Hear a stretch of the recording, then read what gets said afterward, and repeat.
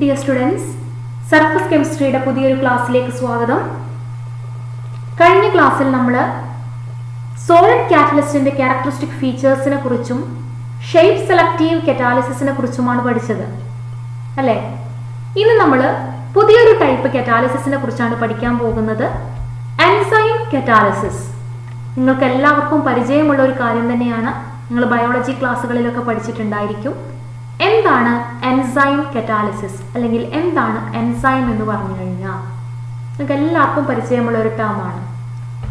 Enzymes are complex nitrogenous compound അല്ലേ? Enzymes എന്ന് പറയുന്നത് ഒരു കോംപ്ലക്സ് നൈട്രജൻ കണ്ടെയ്നിങ് കോമ്പൗണ്ട് ആണ്, which are produced by living organisms. പ്ലാന്റ്സിന്റെയും അനിമൽസിന്റെയും ബോഡിയിൽ ഫോം ചെയ്യുന്ന ഒരു നൈട്രജൻ കണ്ടെയ്നിങ് കോമ്പൗണ്ട് ആണ് എൻസൈം എന്ന് പറയുന്നത്. ആണല്ലോ, നിങ്ങൾക്ക് എല്ലാവർക്കും പരിചയമുള്ളതാണ്. ഒരുപാട് എൻസൈമുകളുടെ പേരും അതിൻ്റെ റോളൊക്കെ നിങ്ങൾക്ക് അറിയുന്നതായിരിക്കും. അപ്പോൾ എൻസൈംസ് എന്ന് പറഞ്ഞു കഴിഞ്ഞാൽ chemically they are protein molecules, large molecular മാസുള്ള പ്രോട്ടീൻ പാർട്ടുകളാണ് എൻസൈംസ് എന്ന് പറയുന്നത്. ഓക്കെ, അപ്പോൾ enzymes are complex nitrogenous compound which are produced by living organisms. അനിമൽസിൻ്റെയും പ്ലാന്റ്സിൻ്റെയും ബോഡിയിൽ ഫോം ചെയ്യുന്ന ചില നൈട്രജൻ കണ്ടെയ്നിങ് മോളിക്യൂളുകളെയാണ് നമ്മൾ എൻസൈം എന്ന് വിളിക്കുന്നത്. They are chemically protein molecules. Protein മോളിക്യൂളുകളാണ്.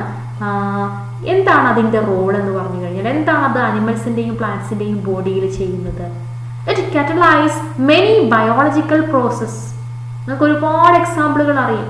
നമ്മുടെ ശരീരത്തിൽ നടക്കുന്ന പല കെമിക്കൽ റിയാക്ഷൻസിനെയും കാറ്റലൈസ് ചെയ്യുന്നത് എൻസൈമുകളാണ് അല്ലേ? അപ്പോൾ ഒരുപാട് ബയോളജിക്കൽ പ്രോസസ്സുകളെ കാറ്റലൈസ് ചെയ്യുന്നതിന് വേണ്ടിയിട്ടാണ് ഈ കോമ്പൗണ്ടുകൾ, എൻസൈം എന്ന് പറയുന്ന കോമ്പൗണ്ടുകൾ ഉപയോഗിക്കുന്നത്. So they are termed as biochemical catalyst അല്ലേ? നമ്മുടെ ബയോളജിക്കൽ പ്രോസസ്സുകളെ കാറ്റലൈസ് ചെയ്യുന്ന കാറ്റലിസ്റ്റുകളായതുകൊണ്ട് അല്ലേ, എൻസൈമുകൾ അതാണ് ചെയ്യുന്നത്. അതുകൊണ്ട് നമുക്കതിനെ ബയോകെമിക്കൽ കാറ്റലിസ്റ്റുകൾ എന്ന് വിളിക്കാം. അതൊക്കെ നിങ്ങൾക്ക് അറിയുന്ന കാര്യമാണ്. നമുക്ക് ഇന്ന് കുറച്ച് എൻസൈം കാറ്റലൈസ്ഡ് കെമിക്കൽ റിയാക്ഷൻസിനെ കുറിച്ച് പഠിക്കാം. ഓക്കെ ആണല്ലോ? ഏതൊക്കെയാണ് നമ്മുടെ ബോഡിയിലുള്ള, നിങ്ങൾക്ക് ഒരുപാട് റിയാക്ഷൻസ് അറിയുന്നുണ്ടാവും. അതിൽ കുറച്ച് എക്സാമ്പിളുകൾ നമുക്കിവിടെ പരിചയപ്പെടാം. നമ്മുടെ ബോഡിയിൽ നടക്കുന്ന ചില ബയോകെമിക്കൽ റിയാക്ഷൻസിനെ കാറ്റലൈസ് ചെയ്യുന്ന എൻസൈമുകൾ ഏതൊക്കെയാണ് എന്നാണ് നമ്മൾ ഇന്ന് പരിചയപ്പെടാൻ പോകുന്നത്. അതിൽ ഒന്നാമത്തത് യൂറിയേസ്. എന്താണ് യൂറിയേസ് എന്ന് പറയുന്ന എൻസൈമിന്റെ role? Urease catalyzes the decomposition of urea into ammonia and carbon dioxide. യൂറിയയെ ഹൈഡ്രോളിസിസ് നടത്തി അല്ലെങ്കിൽ യൂറിയയെ ഡീകമ്പോസ് ചെയ്ത് അമോണിയയും കാർബൺ ഡൈ ഓക്സൈഡുമാക്കി മാറ്റുന്ന റിയാക്ഷനെ കാറ്റലൈസ് ചെയ്യുന്നത് യൂറിയേസ് ആണ്. Okay, urease catalyzes the reaction of urea into ammonia and carbon dioxide അല്ലേ? NH2CO NH2 എന്ന് പറഞ്ഞു കഴിഞ്ഞാൽ യൂറിയയാണ്. യൂറിയ ഡീകമ്പോസ് ചെയ്തിട്ട് എന്തായി മാറുന്നു? അമോണിയയും കാർബൺ ഡൈ ഓക്സൈഡുമായി മാറുന്ന റിയാക്ഷനെ കാറ്റലൈസ് ചെയ്യുന്നത് യൂറിയേസ് ആണ് അല്ലേ? ഇവിടെ യൂറിയേസ് എന്ന പേര് വരാൻ കാരണം എന്താണ്? അത് ആക്ട് ചെയ്യുന്ന മോളിക്യൂളിന്റെ പേരുമായിട്ട് ബന്ധപ്പെട്ടിട്ടാണ് വന്നത്. യൂറിയയെ ഡീകമ്പോസ് ചെയ്യാൻ യൂറിയേസ് ഉപയോഗിക്കുന്നു. ഓക്കെ, വേറൊരു റിയാക്ഷൻ ആണ് ഇൻവെർട്ടേസ്. Enzyme invertase. ഇൻവെർട്ടേസ് എന്താണ് ചെയ്യുന്നത്? Invertase converts cane sugar into glucose and fructose. Cane ഷുഗറിനെ ഗ്ലൂക്കോസും ഫ്രക്ടോസുമാക്കി മാറ്റുന്നു. ആ എൻസൈം ഏതാണ്? ഇൻവെർട്ടേസ് ആണ്. അവിടെ കെയിൻ ഷുഗർ, സൂക്രോസ് C12H22O11 അതിൽ ഹൈഡ്രോളിസിസ് നടത്തിയിട്ട് എന്താക്കി മാറ്റുന്നു? ഗ്ലൂക്കോസും ഫ്രക്ടോസുമാക്കി മാറ്റുന്ന റിയാക്ഷൻ, ഇതിനെ കാറ്റലൈസ് ചെയ്യുന്നത് ഇൻവെർട്ടേസ് ആണ്. എന്തുകൊണ്ടാണ് ഇൻവെർട്ടേസ് എന്ന പേര് വരാൻ കാരണം എന്നറിയോ? ഇവിടെ ഇതിൻ്റെ ഒപ്റ്റിക്കൽ ആക്ടിവിറ്റിയുമായിട്ട് റിലേറ്റ് ചെയ്തിട്ടാണ് ഈ ഇൻവെർട്ടേസ് എന്ന് പേര് വന്നത്. കെയിൻ ഷുഗർ ഇതിൻ്റെ ഒപ്റ്റിക്കൽ ആക്ടിവിറ്റി പോസിറ്റീവാണ്, എന്നാൽ ഗ്ലൂക്കോസിലേക്ക് വരുമ്പോൾ അത് ഗ്ലൂക്കോസ് ആൻഡ് ഫ്രക്ടോസ് ഇവിടെ വരുമ്പോൾ അത് നെഗറ്റീവായിട്ട് മാറി. അപ്പോൾ ഒപ്റ്റിക്കൽ ആക്ടിവിറ്റിയെ ഇൻവേർട്ട് ചെയ്തു. ഒപ്റ്റിക്കൽ ആക്ടിവിറ്റിയെ ഇൻവേർട്ട് ചെയ്യാൻ വേണ്ടിയിട്ട് ഉപയോഗിച്ച എൻസൈം ആയതുകൊണ്ടാണ് അതിന് ഇൻവെർട്ടേസ് എന്ന് പേര് വന്നത്. ഓക്കെ, സൂക്രോസ് അല്ലെങ്കിൽ കെയിൻ ഷുഗർ ഗ്ലൂക്കോസും ഫ്രക്ടോസുമായി മാറിയപ്പോൾ ഒപ്റ്റിക്കൽ ആക്ടിവിറ്റി ഇൻവേർട്ട് ചെയ്തു. അപ്പോൾ ആ ഇൻവേർട്ട് ചെയ്യുന്ന പ്രോസസ്സിലെ ഉപയോഗിക്കുന്ന എൻസൈം ആയതുകൊണ്ടാണ് അതിന് ഇൻവെർട്ടേസ് എന്ന പേര് വന്നത്. ഓക്കെ, അപ്പോൾ ഇൻവെർട്ടേസ് എന്താണ് ചെയ്യുന്നത്? Invertase catalyzes the cane sugar, the reaction of cane sugar into glucose and fructose. Okay, cane ഷുഗറിന് ഗ്ലൂക്കോസും ഫ്രക്ടോസും ആക്കി മാറ്റുന്ന റിയാക്ഷനിൽ ഇൻവെർട്ടേസ് ഉപയോഗിക്കുന്നു. വേറൊരു റിയാക്ഷൻ സൈമേസ്. സൈമേസ് എന്ന് പറയുന്ന എൻസൈം എന്താ ചെയ്യുന്നത്? ഗ്ലൂക്കോസിനെ ഈഥൈൽ ആൽക്കഹോളും കാർബൺ ഡൈ ഓക്സൈഡും ആക്കി മാറ്റുന്നു. Zymase convert glucose into ethyl alcohol and carbon dioxide. Okay, അപ്പോൾ ഗ്ലൂക്കോസിനെ C6H12O6 അവിടെ സൈമേസ് ആക്ട് ചെയ്ത് കഴിഞ്ഞാൽ അതെന്തായിട്ട് മാറുന്നു? എത്തനോൾ ആയിട്ട് മാറുന്നു. എത്തനോൾ അല്ലെങ്കിൽ ഈഥൈൽ ആൽക്കഹോൾ അല്ലെ, C2H5OH ഈഥൈൽ ആൽക്കഹോളും കാർബൺ ഡൈ ഓക്സൈഡുമായിട്ട് മാറുന്നു. ഈ റിയാക്ഷനെ കാറ്റലൈസ് ചെയ്യുന്നത് ആരാണ്? സൈമേസ് എന്ന് പറയുന്ന എൻസൈമാണ്. സൈമേസ്. ഓക്കെ, ഇനി അടുത്ത എൻസൈമാണ് ഡയസ്റ്റേസ്. ഡയസ്റ്റേസ് എന്താ ചെയ്യുന്നത്? ഇതൊക്കെ നിങ്ങൾ ബയോളജിയിൽ പഠിച്ച റിയാക്ഷൻസ് ആണ്. Diastase enzyme convert starch into maltose. അല്ലേ, നമ്മുടെ ഡൈജഷൻ റിയാക്ഷനിൽ ഡൈജഷൻ നടക്കുന്നിടത്തെല്ലാം റോളുകളുള്ള അല്ലെങ്കിൽ അവിടെ നടക്കുന്ന റിയാക്ഷൻസ് ആണ് ഇതൊക്കെ. അല്ലേ, സ്റ്റാർച്ചിനെ മാൾട്ടോസ് ആക്കി മാറ്റുന്നു. ആരാണ്? ഡയസ്റ്റേസ്. അല്ലേ, സ്റ്റാർച്ച് C6H10O5 ടൈംസ്. സ്റ്റാർച്ച് എന്ന് പറയുന്ന ഒരു ലാർജ് മോളിക്യൂളാണ്. മോളിക്യുലാർ മാസ് വളരെ കൂടിയ ഒരു വലിയ മോളിക്യൂളാണ്. അതിനെ എന്താക്കി മാറ്റുന്നു? അതിനെ വാട്ടുമ്പടെ ഹൈഡ്രോളിസിസ് നടത്തിയിട്ട് എന്താക്കി മാറ്റുന്നു? മാൾട്ടോസ് ആക്കി മാറ്റുന്നു. C12H22O11 മാൾട്ടോസ് ആക്കി മാറ്റുന്നു. ഈ റിയാക്ഷൻ ആരാണ് എൻസൈമായിട്ട് ബിഹേവ് ചെയ്യുന്നത്? ഡയസ്റ്റേസ് ആണ് എൻസൈമായിട്ട് ബിഹേവ് ചെയ്യുന്നത്. അപ്പോൾ ഡയസ്റ്റേസ് എന്താണ് ചെയ്യുന്നത്? Diastase enzyme convert starch into maltose. സ്റ്റാർച്ചിനെ മാൾട്ടോസ് ആക്കി മാറ്റുന്ന എൻസൈമാണ് ഡയസ്റ്റേസ്. ഓക്കെ, സ്റ്റാർച്ചിനെ മാൾട്ടോസ് ആക്കി മാറ്റുന്ന എൻസൈമാണ് ഡയസ്റ്റേസ്. ഇനി വേറൊരു എക്സാമ്പിൾ മാൾട്ടേസ് എൻസൈം. മാൾട്ടേസ് എന്താ ചെയ്യുന്നത്? മാൾട്ടോസിനെ ഗ്ലൂക്കോസ് ആക്കി മാറ്റുന്നു. മാൾട്ടോസിനെ ഗ്ലൂക്കോസ് ആക്കി മാറ്റുന്ന എൻസൈമാണ് മാൾട്ടേസ്. ഓക്കെ, മാൾട്ടോസിനെ C12H22O11 മാൾട്ടോസിനെ എന്താക്കി മാറ്റുന്നു? മാൾട്ടേസ് എന്താക്കി മാറ്റുന്നു? ഗ്ലൂക്കോസ് ആക്കി മാറ്റുന്നു. C6H12O6 ആക്കി മാറ്റുന്നു, ഗ്ലൂക്കോസ് ആക്കി മാറ്റുന്നു. ഓക്കെ, അപ്പോൾ നമ്മുടെ ഡൈജഷനിൽ നടക്കുന്ന പല റിയാക്ഷൻസും സ്റ്റാർച്ചിനെ മാൾട്ടോസ് ആക്കി മാറ്റുന്നു, മാൾട്ടോസിനെ ഗ്ലൂക്കോസ് ആക്കി മാറ്റുന്നു. ഇതൊക്കെ ഡൈജഷനിൽ നടക്കുന്ന റിയാക്ഷൻസ് ആണ്. അല്ലേ, അപ്പോൾ ഇങ്ങനെ നമ്മുടെ ബോഡിയിൽ നടക്കുന്ന പല കെമിക്കൽ റിയാക്ഷൻസിനെയും കാറ്റലൈസ് ചെയ്യുന്ന ബയോ കെമിക്കൽ കാറ്റലിസ്റ്റുകളാണ് എൻസൈമുകൾ. ഓക്കെ, അപ്പോൾ ചില എൻസൈമിനെയാണ് നമ്മളിപ്പോൾ ഇവിടെ പരിചയപ്പെട്ടത്. അവ നടത്തുന്ന റിയാക്ഷൻ, അവ കാറ്റലൈസ് ചെയ്യുന്ന റിയാക്ഷൻസ് ഏതൊക്കെയാണെന്നാണ് പരിചയപ്പെട്ടത്. ഓക്കെ, ഇനിയും ഒരുപാട് റിയാക്ഷൻസ് നിങ്ങൾക്ക് അറിയുന്നതുണ്ടായിരിക്കും. നമ്മൾ വളരെ കുറഞ്ഞ റിയാക്ഷൻസ് മാത്രമേ ഇവിടെ ഡിസ്കസ് ചെയ്തിട്ടുള്ളൂ. ഓക്കെ ആണല്ലോ. അപ്പോൾ എന്താണ് എൻസൈം എന്ന് പറഞ്ഞു. എൻസൈം കാറ്റലൈസ് ചെയ്യുന്ന ചില ബയോളജിക്കൽ റിയാക്ഷൻസിനെയും നമ്മൾ പരിചയപ്പെട്ടു. ഓക്കെ, ഇനി നമ്മളിവിടെ പരിചയപ്പെടാൻ പോകുന്നത് ക്യാരക്ടറിസ്റ്റിക്സ് ഓഫ് എൻസൈം കറ്റാലിസിസ്. ഒരു എൻസൈം കറ്റാലിസിസിന്റെ ക്യാരക്ടറിസ്റ്റിക് ഫീച്ചേഴ്സ് എന്തൊക്കെയാണ് എന്നാണ് നമ്മളിവിടെ പഠിക്കാൻ പോകുന്നത്. ഓക്കെ, അപ്പോൾ ഒരു എൻസൈം കറ്റലൈസ്ഡ് റിയാക്ഷന്റെ ക്യാരക്ടറിസ്റ്റിക് ഫീച്ചേഴ്സ് എന്തൊക്കെയാണ്? ഒന്നാമത്തത്, they are highly efficient. Enzymes are highly efficient. എന്താണ് എഫിഷ്യൻ്റ് എന്നതുകൊണ്ട് ഉദ്ദേശിക്കുന്നത്? ഇപ്പോൾ ഒരു പ്രോട്ടീൻ്റെ ഡൈജഷൻ പ്രോസസ്സ്, നമ്മുടെ ശരീരത്തിൽ പ്രോട്ടീൻ ഡൈജസ്റ്റ് ചെയ്യുന്നുണ്ട് അല്ലേ? നമ്മുടെ ശരീരത്തിൽ ഒരു കാറ്റലിസ്റ്റ് അല്ലെങ്കിൽ ഒരു എൻസൈം ഇല്ലെങ്കിൽ ഒരു പ്രോട്ടീനെ ഒരു നോർമൽ കണ്ടീഷനിൽ ഡൈജസ്റ്റ് ചെയ്യണമെങ്കിൽ ഒരുപാട് കാലമെടുക്കും. എന്നാൽ ഒരു എൻസൈമിൻ്റെ ആബ്സെൻസിൽ ഒരു റിയാക്ഷൻ മേ ബി ഇയേഴ്സ് എടുത്തിരിക്കാം, ഒരുപാട് വർഷങ്ങൾ എടുത്തിരിക്കാം ഒരു റിയാക്ഷൻ കംപ്ലീറ്റ് ചെയ്യുന്നതിന്. എന്നാൽ ഒരു എൻസൈമിൻ്റെ പ്രസൻസ് അവിടെ ഉണ്ടെങ്കിൽ, ഒരു എൻസൈം അതിനെ കാറ്റലൈസ് ചെയ്യാനുണ്ടായി കഴിഞ്ഞാൽ വിത്തിൻ സെക്കൻഡ് ആ റിയാക്ഷൻസ് കംപ്ലീറ്റ് ചെയ്യും. ഓക്കെ, അപ്പോൾ ഒരു എൻസൈം എന്ന് പറയുന്നത് ആ റിയാക്ഷൻ നടത്താൻ ഹൈലി എഫിഷ്യൻ്റ് ആണ്. ഒരു 1 മോളിക്യൂൾ എൻസൈമിന് തന്നെ മില്യൺസ് ഓഫ് സബ്സ്ട്രേറ്റ് മോളിക്യൂളിനെ എന്താക്കി മാറ്റാം, പ്രോഡക്റ്റ് ആക്കി മാറ്റാൻ പറ്റും. ഒരുപാട് റിയാക്റ്റിംഗ് മോളിക്യൂൾ ഉണ്ടെന്ന് കരുതി അത് നമ്മൾ ഒരുപാട് എൻസൈം ഉപയോഗിക്കേണ്ട ആവശ്യമില്ല. ഒരു മോളിക്യൂൾ എൻസൈമിന് തന്നെ millions of product molecule form ചെയ്യാൻ കഴിയും. ഓക്കെ, അപ്പോൾ എൻസൈം എന്ന് പറഞ്ഞു കഴിഞ്ഞാൽ ഹൈലി എഫിഷ്യൻ്റ് ആണ്. വളരെ കുറഞ്ഞ അളവിൽ ഉണ്ടായാൽ തന്നെ അതിൽ ഒരുപാട് റിയാക്ഷനെ, ഒരുപാട് എമൗണ്ട് പ്രോഡക്റ്റ് ഫോം ചെയ്യാൻ പറ്റും, ഒരുപാട് റിയാക്ഷനെ കാറ്റലൈസ് ചെയ്യാൻ പറ്റും. ഓക്കെ, അപ്പോൾ ഹൈലി എഫിഷ്യൻ്റ് ആണ് enzymes are highly efficient. Okay, അടുത്ത ക്യാരക്ടറിസ്റ്റിക് ഫീച്ചർ ആണ് ഹൈലി സ്പെസിഫിക്. എന്താണ് സ്പെസിഫിക് എന്നതുകൊണ്ട് ഉദ്ദേശിക്കുന്നത്?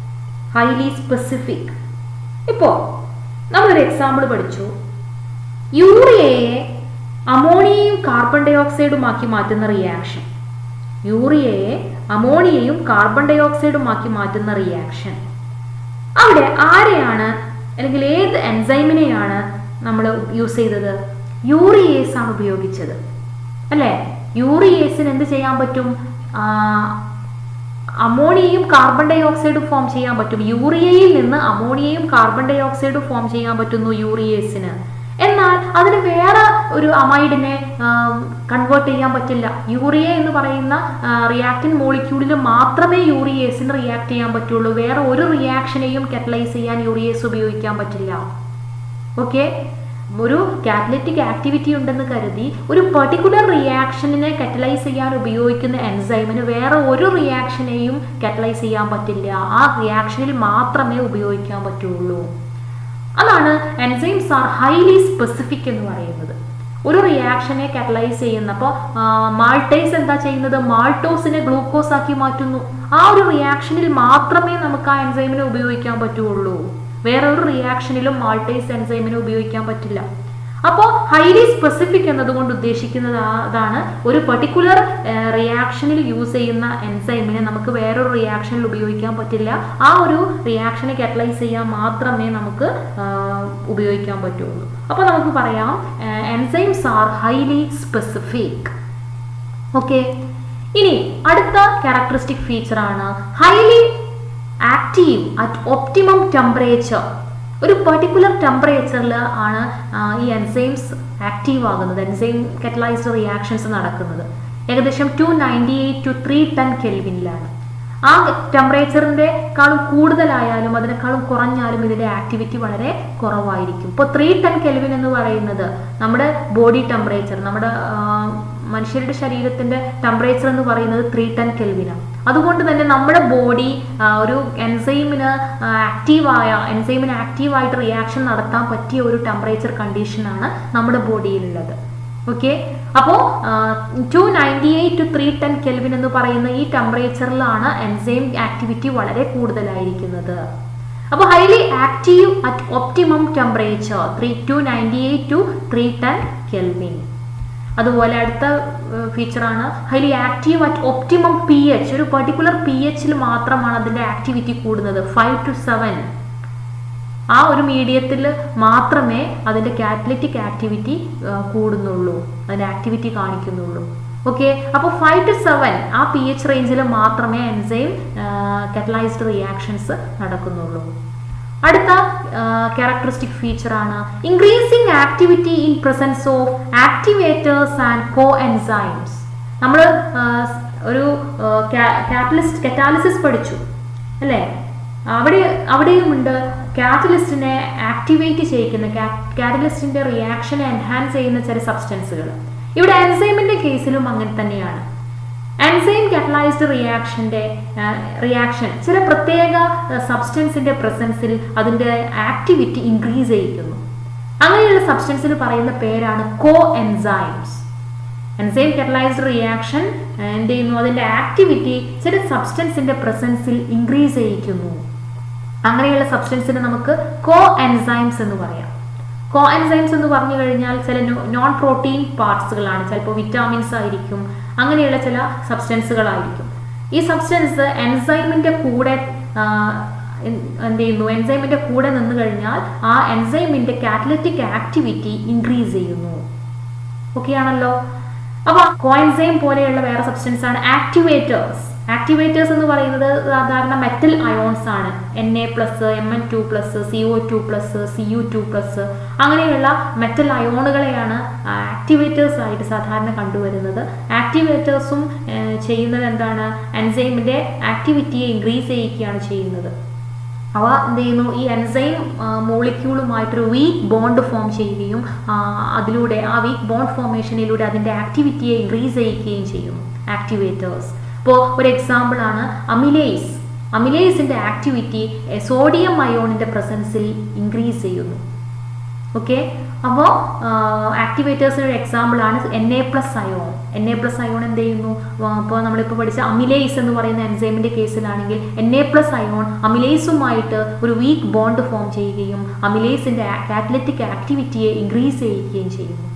ഓക്കെ, അപ്പോൾ എൻസൈമിൻ്റെ കേസിൽ ചില പ്രത്യേക സബ്സ്റ്റൻസുകൾ അതിൻ്റെ കാറ്റലിറ്റിക് ആക്ടിവിറ്റിയെ ഇൻക്രീസ് ചെയ്യിക്കുന്നു. ആ സബ്സ്റ്റൻസിന് പറയുന്ന പേരാണ് കോ എൻസൈംസ്, ആക്ടിവേറ്റേഴ്സ് എന്നൊക്കെ അല്ലേ. കോ എൻസൈംസ് എന്ന് പറയുന്നത് നോൺ പ്രോട്ടീൻ പാർട്ടാണ്. അതെന്ത് ചെയ്യുന്നു? എൻസൈമിൻ്റെ കൂടെ എൻസൈമിനെ സപ്പോർട്ട് ചെയ്യുന്നു, എൻസൈമിൻ്റെ ആക്ടിവിറ്റിയെ ഇൻക്രീസ് ചെയ്യിക്കാൻ ഉപയോഗിക്കുന്നു. ആക്ടിവേറ്റേഴ്സ് എന്ന് പറയുന്നത് സാധാരണ മെറ്റൽ അയോണുകളാണ്. അത് എന്ത് ചെയ്യുന്നു? എൻസൈമുമായിട്ടൊരു വീക്ക് ബോണ്ട് ഫോം ചെയ്യുകയും എൻസൈമിൻ്റെ ആക്ടിവിറ്റിയെ ഇൻക്രീസ് ചെയ്യിക്കുകയും ചെയ്യുന്നു. അടുത്തത് നമ്മൾ സാധാരണ കാറ്റലിസ്റ്റിൽ പഠിച്ച പോലെ തന്നെ കാറ്റലിസ്റ്റിന്റെ ആക്ടിവിറ്റിയെ റെഡ്യൂസ് ചെയ്യുന്ന ചില സബ്സ്റ്റൻസുകളുണ്ട്. പോയ്സൺസ്, നമ്മൾ കാറ്റലിസ്റ്റിലും പഠിച്ചു പോയ്സൺസിനെ കുറിച്ച്. അതുപോലെ എൻസൈമിന്റെ കേസിലും എൻസൈം കാറ്റലൈസർ റിയാക്ഷനെ റെഡ്യൂസ് ചെയ്യുന്ന, അതിന്റെ ആക്ടിവിറ്റി കുറയ്ക്കുന്ന ചില സബ്സ്റ്റൻസുകളുണ്ട്. അതിന് പറയുന്ന പേരാണ് ഇൻഹിബിറ്റേഴ്സ് അല്ലെങ്കിൽ പോയ്സൺസ്. എന്താണ്? Inhibitors or poisons. അപ്പോൾ എന്താ ചെയ്യുന്നത്? Which reduce the activity of enzyme. ഇൻഹിബിറ്റേഴ്സിൻ്റെയും പോയ്സൺസിൻ്റെയും പ്രസൻസിൽ എൻസൈമിൻ്റെ ആക്ടിവിറ്റി എന്ത് ചെയ്യുന്നു? കുറയുന്നു, റെഡ്യൂസ് ചെയ്യുന്നു. എന്താണ് ഈ ഇൻഹിബിറ്റേഴ്സും പോയ്സൺസും ചെയ്യുന്നത്? ഇൻഹിബിറ്റേഴ്സ് എന്ത് ചെയ്യുന്നു? ഈ കാറ്റലിസ്റ്റിൻ്റെ ഏതെങ്കിലും ഒരു ഭാഗത്ത് പോയി ബോണ്ട് ഫോം ചെയ്യുന്നു. അത് കാരണം കാറ്റലിസ്റ്റിൻ്റെ ആക്റ്റീവ് സൈറ്റിൻ്റെ ഷേപ്പ് ചേഞ്ച് ചെയ്യാം. ആക്റ്റീവ് സൈറ്റിന്റെ ഷേപ്പ് ചേഞ്ച് ചെയ്ത് കഴിഞ്ഞാൽ അവിടെ റിയാക്ട് ചെയ്യാൻ വരുന്ന സബ്സ്ട്രേറ്റ് മോളിക്യൂളിന് കാറ്റലിസ്റ്റിന്റെ ആക്റ്റീവ് സൈറ്റ് എവിടെയാണെന്ന് മനസ്സിലാകാതെ വരും. ഓക്കെ, അപ്പോൾ കറക്റ്റായിട്ട് അവിടെ സബ്സ്ട്രേറ്റ് മോളിക്യൂളിന് എൻസൈമുമായിട്ട് ബോണ്ട് ഫോം ചെയ്യാൻ കഴിയാതെ വരും. അങ്ങനെ എൻസൈം കാറ്റലൈസ്ഡ് റിയാക്ഷനെ അവിടെ എന്ത് ചെയ്യുന്നു? പ്രിവെന്റ് ചെയ്യുന്നു. അപ്പോൾ അങ്ങനെ ചെയ്യുന്ന മോളിക്യൂളിന് പറയുന്ന പേരാണ് ഇൻഹിബിറ്റേഴ്സ് അല്ലെങ്കിൽ പോയ്സൺസ്. അപ്പോൾ എന്താ ചെയ്യുന്നത്? കാറ്റലിറ്റിക് ആക്ടിവിറ്റിയെ അല്ലെങ്കിൽ എൻസൈം കാറ്റലൈസ്ഡ് റിയാക്ഷനെ എന്ത് ചെയ്യുന്നു? റെഡ്യൂസ് ചെയ്യുന്നു, അതിൻ്റെ ആക്ടിവിറ്റിയെ റെഡ്യൂസ് ചെയ്യുന്നു. അത് ഒന്നുകിൽ ആക്റ്റീവ് സൈറ്റിൻ്റെ ഷേപ്പിന് ചേഞ്ച് ചെയ്യിക്കുന്നു, അല്ലെങ്കിൽ എന്താ സംഭവിക്കുന്നത്? സബ്സ്ട്രേറ്റ് മോളിക്യൂളിന് പകരം ആക്റ്റീവ് സൈറ്റിൽ വന്ന് ഈ പോയ്സൺസ് അല്ലെങ്കിൽ ഇൻഹിബിറ്റേഴ്സ് വന്ന് ബോണ്ട് ചെയ്യുന്നു. അങ്ങനെ ആ റിയാക്ഷൻ നടക്കാതെ വരുന്നു. സബ്സ്ട്രേറ്റ് മോളിക്യൂള് കാറ്റലിസ്റ്റിന്റെ സർഫസിൽ വന്ന് ബോണ്ട് ഫോം ചെയ്താലേ അവിടെ കാറ്റലിസ്റ്റും എൻസൈമും സബ്സ്ട്രേറ്റും തമ്മിലൊരു റിയാക്ഷൻ നടക്കുകയുള്ളൂ അല്ലേ. സബ്സ്ട്രേറ്റ് മോളിക്യൂൾ എൻസൈമിന്റെ സർഫസിൽ വന്ന് ബോണ്ട് ഫോം ചെയ്താലേ റിയാക്ഷൻ നടക്കുകയുള്ളൂ. ഈ പോയ്സൺസ് അല്ലെങ്കിൽ ഇൻഹിബിറ്റേഴ്സ് എന്താ ചെയ്യുന്നത്? സബ്സ്ട്രേറ്റ് മോളിക്യൂൾ വന്ന് ബോണ്ട് ഫോം ചെയ്യുന്നതിന് പകരം ആര് വരും? ഈ ഇൻഹിബിറ്റേഴ്സോ പോയ്സൺസോ വന്ന് ബോണ്ട് ഫോം ചെയ്യും. ഓക്കെ, അപ്പോൾ ബോണ്ട് ഫോം ചെയ്താൽ പിന്നെ സബ്സ്ട്രേറ്റിന് ഫോം ചെയ്യാൻ പറ്റുമോ? സബ്സ്ട്രേറ്റിന് അവിടെ റിയാക്ട് ചെയ്യാൻ പറ്റുമോ? ഇല്ല. അപ്പോൾ അങ്ങനെ ഒരു എൻസൈം കാറ്റലൈസ്ഡ് റിയാക്ഷന്റെ ആക്ടിവിറ്റി റെഡ്യൂസ് ചെയ്യുന്ന സബ്സ്റ്റൻസുകൾക്ക് പറയുന്ന പേരാണ് ഇൻഹിബിറ്റേഴ്സ് അല്ലെങ്കിൽ പോയ്സൺസ്. ഓക്കെ, അപ്പോൾ എന്തൊക്കെയാണ് ഒരു എൻസൈം കാറ്റലൈസ്ഡ് റിയാക്ഷന്റെ ക്യാരക്ടറിസ്റ്റിക് ഫീച്ചേഴ്സ് ആയിട്ട് നമ്മൾ പഠിച്ചത്? ഹൈലി എഫിഷ്യൻ്റ് ആണ്, ഹൈലി സ്പെസിഫിക് ആണ്, highly active at optimum temperature. ഒരു പെർട്ടിക്കുലർ ടെമ്പറേച്ചർ റേഞ്ചിൽ മാത്രമേ അത് ആക്റ്റീവ് ആകുന്നുള്ളൂ. അതായത് 298 to 310 കെൽവിനിൽ അല്ലേ. Highly active at optimum pH 5 to 7 അല്ലെ. ആ ഒരു pH റേഞ്ചിൽ മാത്രമേ അത് ആക്റ്റീവ് ആകുന്നുള്ളൂ. Increasing activity in presence of activators and coenzymes. ആക്ടിവേറ്റേഴ്സിന്റെയും കോ എൻസൈംസിന്റെയും പ്രസൻസിൽ എന്ത് ചെയ്യുന്നു? എൻസൈം അതിന്റെ ആക്ടിവിറ്റി ഇൻക്രീസ് ചെയ്യിക്കുന്നു അല്ലെ. അതുപോലെ ആക്ടിവിറ്റി റെഡ്യൂസ് ചെയ്യുന്നു. ആരുടെ പ്രസൻസിൽ? ഇൻഹിബിറ്റേഴ്സിന്റെയും പോയ്സൺസിന്റെയും പ്രസൻസിൽ ആക്ടിവിറ്റി ഡിക്രീസ് ചെയ്യുന്നു. ഓക്കെ, അപ്പോൾ ഇത്രയുമാണ് എൻസൈം കാറ്റലൈസ്ഡ് റിയാക്ഷന്റെ ക്യാരക്ടറിസ്റ്റിക് ഫീച്ചേഴ്സ് ആയിട്ട് പറയാനുള്ളത്. ഇനി അടുത്തതായിട്ട് നമ്മൾ ഡിസ്കസ് ചെയ്യുന്നത് മെക്കാനിസം ഓഫ് എൻസൈം കറ്റാലിസിസ്. ഒരു എൻസൈം കറ്റലൈസ്ഡ് റിയാക്ഷന്റെ മെക്കാനിസം എന്താണ്, അതെങ്ങനെയാണ് നടക്കുന്നത്, ഒരു എൻസൈം എങ്ങനെയാണ് ഒരു റിയാക്ഷനെ കറ്റലൈസ് ചെയ്യുന്നത്, ഡിഫറെൻറ്റ് സ്റ്റെപ്പുകളിലൂടെയാണ് നമ്മളിത് പഠിക്കാൻ പോകുന്നത്. ആദ്യം നമുക്ക് എന്താണ് ഒരു എൻസൈമിന്റെ സ്ട്രക്ചറൽ ഫീച്ചർ പഠിക്കാം. ഒരു എൻസൈം എന്ന് പറയുന്നത് ഒരു എൻസൈമിന്റെ സർഫസിൽ ഒരുപാട് ക്യാവിറ്റീസ് ഉണ്ടായിരിക്കും. ഒരു എൻസൈമിന്റെ സർഫസിൽ ഒരുപാട് ക്യാവിറ്റീസ് ഉണ്ടായിരിക്കും. ആ ക്യാവിറ്റീസിന്റെ പ്രത്യേകത, അതിനൊരു ക്യാരക്ടറിസ്റ്റിക് ഷേപ്പ് ഉണ്ടായിരിക്കും. ഒരു പെർട്ടിക്കുലർ ഷേപ്പിലുള്ള ക്യാവിറ്റി ആയിരിക്കും ഒരു എൻസൈമിന്റെ സർഫസിൽ ഉണ്ടായിരിക്കുക. ഓക്കെ, ഇവിടെ നിങ്ങൾക്ക് കാണാൻ പറ്റും, ഇതാണ് ഒരു എൻസൈം എന്ന് പറയുന്നത്. ഈ എൻസൈമിന്റെ സർഫസിൽ ഇവിടെ നിങ്ങൾക്ക് ഒരു ക്യാവിറ്റി കാണാം, ഇങ്ങനെയുള്ള ഷേപ്പിലുള്ള ഒരു ക്യാവിറ്റി. ഓക്കെ, ഇതാണ് ഒരു എൻസൈമിന്റെ സർഫസിലുള്ള ക്യാവിറ്റി. അപ്പോൾ enzymes have a number of cavities present on the surface with a characteristic shape. ഒരു പെർട്ടിക്കുലർ ഷേപ്പിലുള്ള ഒരുപാട് ക്യാവിറ്റീസ് ഒരു എൻസൈമിന്റെ സർഫസിൽ ഉണ്ടായിരിക്കും. ഈ ക്യാവിറ്റീസിൽ ഒരുപാട് ആക്റ്റീവ് ഗ്രൂപ്പുകൾ ഉണ്ടായിരിക്കും. Amino group, carboxylic acid group, thiol, alcoholic group, ഇങ്ങനെയുള്ള ഒരുപാട് ഗ്രൂപ്പുകൾ, NH2, COOH, SH, OH, ഇങ്ങനെയുള്ള ഒരുപാട് ഗ്രൂപ്പുകൾ ഉണ്ടായിരിക്കും. ഓക്കെ, ഈ ആക്റ്റീവ് സൈറ്റിൽ ഒരുപാട് ഫങ്ഷണൽ ഗ്രൂപ്പുകൾ ഉണ്ടായിരിക്കും. അപ്പോൾ എൻസൈമിന്റെ സർഫസിൽ ഒരുപാട് ആക്റ്റീവ് സൈറ്റുകൾ, ഒരുപാട് ക്യാവിറ്റീസ് ഉണ്ടായിരിക്കും. അതിന് ഒരു ക്യാരക്ടറിസ്റ്റിക് ഷേപ്പ് ആയിരിക്കും ഉണ്ടായിരിക്കുന്നത്. അതിൽ എന്താണ്, ഒരുപാട് ഫങ്ഷണൽ ഗ്രൂപ്പുകൾ ഉണ്ടായിരിക്കും. ഈ ആക്റ്റീവ് സൈറ്റിനെ അല്ലെങ്കിൽ ഈ ക്യാവിറ്റിയെയാണ് നമ്മൾ ആക്റ്റീവ് സൈറ്റുകൾ എന്ന് പറയുന്നത്. ഓക്കെ, ഈ എൻസൈമിന്റെ സർഫസിലുള്ള ഈ ക്യാരക്ടറിസ്റ്റിക് ഷേപ്പുള്ള ക്യാവിറ്റീസിനെ നമുക്ക് ആക്റ്റീവ് സൈറ്റുകൾ എന്ന് വിളിക്കാം. ഓക്കെ, ഈ ആക്റ്റീവ് സൈറ്റിന് കോംപ്ലിമെന്ററി ഷേപ്പിലുള്ള സബ്സ്ട്രേറ്റ് മോളിക്യൂൾ ആയിരിക്കും ഇവിടെ വന്ന് റിയാക്ട് ചെയ്യുന്നത്. അപ്പോൾ നിങ്ങൾ കണ്ടു, ഇതാ ഈ ലൈറ്റ് ബ്ലൂ കളറിൽ കാണുന്ന ഇതാണ് സബ്സ്ട്രേറ്റ് മോളിക്യൂൾ. അതിന് ഒരു കോംപ്ലിമെന്ററി ഷേപ്പ്, കറക്റ്റ് ആയിട്ട് ഈ ക്യാവിറ്റിയിലേക്ക് ഫിറ്റ് ആവുന്ന രീതിയിലുള്ള ഷേപ്പുള്ള മോളിക്യൂളിന് മാത്രമേ അവിടെ വന്നിട്ട് എന്ത് ചെയ്യാൻ പറ്റുള്ളൂ, റിയാക്ഷൻ നടത്താൻ പറ്റുള്ളൂ. അപ്പോൾ സബ്സ്ട്രേറ്റ് മോളിക്യൂൾ എന്ന് പറയുന്നത് ഈ എൻസൈമിന്റെ സർഫസിലുള്ള ക്യാവിറ്റീസിന് കോംപ്ലിമെന്ററി ഷേപ്പിൽ വരുന്ന സബ്സ്ട്രേറ്റ് മോളിക്യൂളിന് മാത്രമേ കറക്റ്റ് ആയിട്ട് അവിടെ ഫിറ്റ് ആവാനും അവിടെ റിയാക്ഷൻ നടത്താനും പറ്റുള്ളൂ. ഓക്കെ ആണല്ലോ. അപ്പോൾ അതുകൊണ്ട് തന്നെ ഇപ്പോൾ നമുക്കറിയാം, ഒരു പർട്ടിക്കുലർ കീക്ക് ഒരു പർട്ടിക്കുലർ ലോക്ക് ഉണ്ടായിരിക്കും അല്ലെ. ഒരു ലോക്കിന് ഒരു നമ്മുടെ കീ മാത്രമേ ഉപയോഗിക്കാൻ പറ്റുള്ളൂ. ഏതെങ്കിലും കീ ഉപയോഗിച്ചൊരു ലോക്ക് തുറക്കാൻ പറ്റുമോ? ഇല്ല. അതുപോലെ തന്നെ ഒരു പർട്ടിക്കുലർ എൻസൈമിന് അതിന് ഒരു പർട്ടിക്കുലർ ഷേപ്പ് ഉണ്ടായിരിക്കും. ആ ഷേപ്പിൽ ഒരു പർട്ടിക്കുലർ സബ്സ്ട്രേറ്റ് മോളിക്യൂളിന് മാത്രമേ റിയാക്ട് ചെയ്യാൻ പറ്റുള്ളൂ. ഇതൊരു ലോക്ക് ആൻഡ് കീ മെക്കാനിസമാണ്. ഒരു പർട്ടിക്കുലർ ലോക്കിന് നമ്മളൊരു പർട്ടിക്കുലർ കീ മാത്രമേ ഉപയോഗിക്കുകയുള്ളൂ. അതുപോലെ ഒരു പർട്ടിക്കുലർ എൻസൈമിൽ റിയാക്ട് ചെയ്യാൻ ഒരു പർട്ടിക്കുലർ സബ്സ്ട്രേറ്റ് മോളിക്യൂളിന് മാത്രമേ കഴിയുള്ളൂ. അതിന് കോംപ്ലിമെന്ററി ഷേപ്പിൽ വരുന്ന മോളിക്യൂളിന് മാത്രമേ കഴിയുള്ളൂ. അതുകൊണ്ട് ഇതൊരു ലോക്ക് ആൻഡ് കീ മെക്കാനിസം ആണെന്ന് നമുക്ക് പറയാം. ഓക്കെ, അപ്പോൾ എന്താണ് ഇവിടെ സംഭവിക്കുന്നത്? ആദ്യം സബ്സ്ട്രേറ്റ് മോളിക്യൂള് ഈ എൻസൈമിന്റെ ആക്റ്റീവ് സൈറ്റിൽ വന്ന് ബൈൻഡ് ചെയ്യുന്നു. എന്നിട്ട് അവിടെ വെച്ച് റിയാക്ഷൻ നടന്ന് activated complex, enzyme substrate complex form ചെയ്യുന്നു. അത് ഡീകമ്പോസ് ചെയ്തിട്ട് പ്രോഡക്റ്റ് ആയിട്ട് മാറുന്നു. പ്രോഡക്റ്റ് ഈ സർഫസിൽ നിന്ന് റിമൂവ് ആകുന്നു. വീണ്ടും കാറ്റലിസ്റ്റിനെ അല്ലെങ്കിൽ വീണ്ടും എൻസൈമിനെ നമുക്ക് അടുത്ത റിയാക്ഷന് വേണ്ടി അവൈലബിൾ ആകുന്നു എന്നാണ് പറഞ്ഞത്. ഓക്കെ, അപ്പോൾ ഇവിടെ നമുക്ക് എൻസൈം കറ്റലൈസ്ഡ് റിയാക്ഷനെ രണ്ട് സ്റ്റെപ്പിലൂടെ അതിൻ്റെ മെക്കാനിസം നമുക്ക് കാണിക്കാൻ പറ്റും. എൻസൈം കറ്റാലിസിന്റെ സ്റ്റെപ്പാണ്, അതിൻ്റെ മെക്കാനിസമാണ് രണ്ട് സ്റ്റെപ്പുകളിലൂടെ കാണിച്ചിരിക്കുന്നത്. ഒന്നാമത്തെ സ്റ്റെപ്പിൽ binding of enzymes to the substrate to form an activated complex. എൻസൈമും സബ്സ്ട്രേറ്റും തമ്മിൽ കമ്പൈൻ ചെയ്ത് ഒരു എൻസൈം സബ്സ്ട്രേറ്റ് കോംപ്ലക്സ് ഫോം ചെയ്യുന്നു. ഒന്നാമത്തെ സ്റ്റെപ്പിൽ എൻസൈമും സബ്സ്ട്രേറ്റ് മോളിക്യൂളും കമ്പൈൻ ചെയ്ത് എൻസൈം സബ്സ്ട്രേറ്റ് കോംപ്ലക്സ് ഫോം ചെയ്യുന്നു. അപ്പോൾ ഇതാണ് നമ്മുടെ എൻസൈം എന്ന് പറയുന്നത്. ഈ എൻസൈമിന് ഒരു പെർട്ടിക്കുലർ ഷേപ്പിലുള്ള എന്തുണ്ട്, ക്യാവിറ്റീസ് അതിൻ്റെ സർഫസിലുണ്ട് അല്ലേ. ആ ക്യാവിറ്റീസിൽ എന്തുണ്ട്, ഒരുപാട് ഫങ്ഷണൽ ഗ്രൂപ്പുകളുണ്ട് അല്ലേ. കാർബോക്സിലിക് ആസിഡ്, അമിനോ ഗ്രൂപ്പ് പോലെയുള്ള ഒരുപാട് ഫങ്ഷണൽ ഗ്രൂപ്പുകളുണ്ട്. ഈ ആക്റ്റീവ് സൈറ്റിൽ വന്ന് ആര് ബൈൻഡ് ചെയ്യുന്നു? അതിന് കോംപ്ലിമെന്ററി ഷേപ്പിൽ വരുന്ന സബ്സ്ട്രേറ്റ് മോളിക്യൂൾ, ഏതെങ്കിലും സബ്സ്ട്രേറ്റ് മോളിക്യൂളിന് വന്ന് ബൈൻഡ് ചെയ്യാൻ പറ്റില്ല. ഈ എൻസൈമിന്റെ സർഫസിലുള്ള ക്യാവിറ്റിയിൽ കറക്റ്റായിട്ട് ഫിറ്റ് ആകുന്ന, കറക്റ്റായിട്ട് മാച്ച് ആകുന്ന സബ്സ്ട്രേറ്റ് മോളിക്യൂളിന് മാത്രമേ ഇവിടെ വന്ന് ബൈൻഡ് ചെയ്യാൻ പറ്റുള്ളൂ.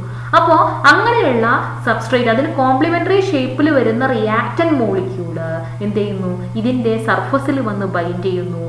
അങ്ങനെ ഒരു എൻസൈം സബ്സ്ട്രേറ്റ് കോംപ്ലക്സ് ഫോം ചെയ്യുന്നു. ഓക്കെ ആണല്ലോ. അപ്പോൾ ഒന്നാമത്തെ സ്റ്റെപ്പിൽ ഇതാണ് നടക്കുന്നത്. എൻസൈമും റിയാക്ടൻ മോളിക്യൂളും, എൻസൈമും സബ്സ്ട്രേറ്റ് മോളിക്യൂളും തമ്മിൽ കമ്പൈൻ ചെയ്ത് എൻസൈം സബ്സ്ട്രേറ്റ് കോംപ്ലക്സ് ഫോം ചെയ്യുന്നു. രണ്ടാമത്തെ സ്റ്റെപ്പിൽ decomposition of activated complex to form product. ഈ എൻസൈം സബ്സ്ട്രേറ്റ് കോംപ്ലക്സ് ഡീകമ്പോസ് ചെയ്തിട്ട് എന്തായിട്ട് മാറുന്നു? പ്രോഡക്റ്റ് ആയിട്ട് മാറുന്നു. എൻസൈമിന് വീണ്ടും അടുത്ത റിയാക്ഷന് വേണ്ടി നമുക്ക് അവൈലബിൾ ആകുന്നു. എൻസൈം ഫ്രീ ആകും അല്ലേ? ഇവിടെ നിന്ന് product, enzyme substrate complex decompose ചെയ്ത് പ്രോഡക്റ്റ് ആയിട്ട് മാറുന്നു. എൻസൈമിന് വീണ്ടും അടുത്ത റിയാക്ഷന് ഉപയോഗിക്കാൻ നമുക്ക് കഴിയുന്നു. അപ്പോൾ ഇതാണ് എൻസൈം കറ്റാലിസിസിന്റെ മെക്കാനിസം എന്ന് പറയുന്നത്. ഓക്കെ, അപ്പോൾ ഇത്രയുമാണ് നമ്മൾ ഇന്ന് പഠിക്കുന്നത്. ബാക്കി നമുക്ക് അടുത്ത ക്ലാസ്സിൽ ഡിസ്കസ് ചെയ്യാം. ഒരു പുതിയ ടോപ്പിക്കുമായിട്ട് നമുക്ക് അടുത്ത ക്ലാസ്സിൽ കാണാം. Okay, thank you. Have A nice day.